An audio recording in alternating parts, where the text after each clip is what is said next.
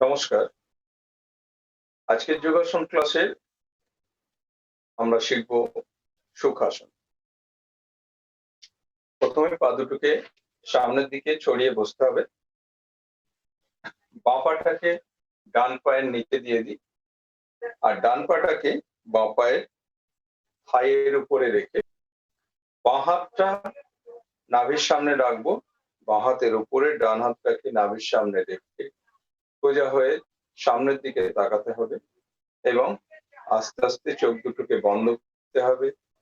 শরীরটাকে সোজা রাখুন, মেরুদণ্ডকে সোজা রেখে কমপক্ষে 10 সেকেন্ড আপনাকে এই অবস্থায় থাকতে হবে, শ্বাস প্রশ্বাস স্বাভাবিক রেখে।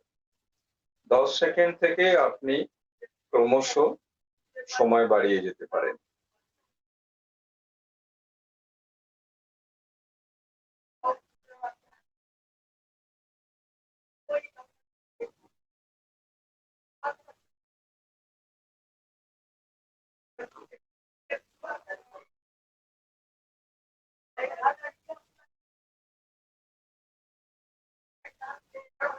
আস্তে আস্তে চোখ খুলে পা দুটোকে আবার সোজা করে দিই সামনের দিকে।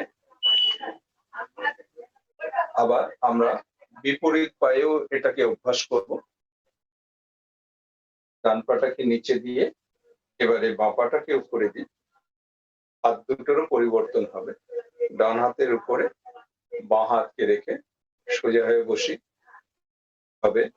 চোখ দুটোকে বন্ধ রাখতে হবে, মেরুদণ্ড সোজা রেখে কমপক্ষে 10 সেকেন্ড আপনাকে থাকতে হবে।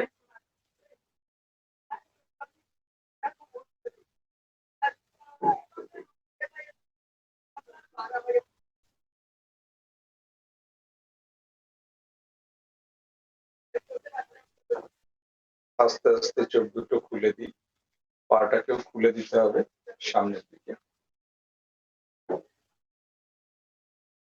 এই আসনটি প্রত্যেকদিন অভ্যাস করলে আমাদের অ্যাঙ্কেল জয়েন্ট, নি জয়েন্ট আর হিপ জয়েন্টস এর যে মোবিলিটি সেটা সম্পূর্ণরূপে ঠিক থাকে। তার ফলে আমাদের কর্মদক্ষতা বাড়ে এবং আমরা সারাদিন সুস্থভাবে কাজ করার একটা সুযোগ পাই, শারীরিকভাবে সুস্থ থাকার জন্য।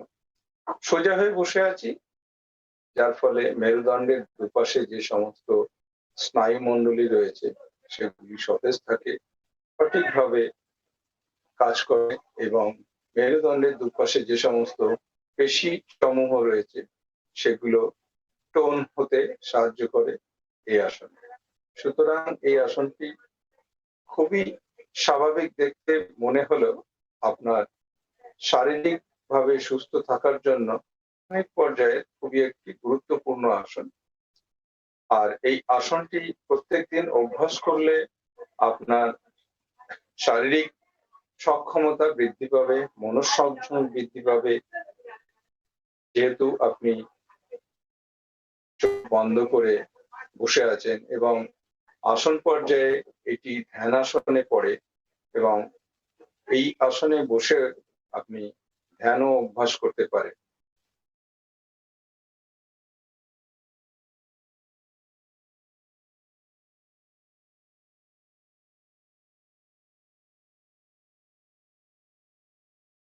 আজকে ভিডিওটি কেমন লাগলো তার পরিপ্রেক্ষিতে ভিডিওটিকে আপনি লাইক ও শেয়ার করবেন এবং সাবস্ক্রাইব করতে ভুলবেন না। নমস্কার।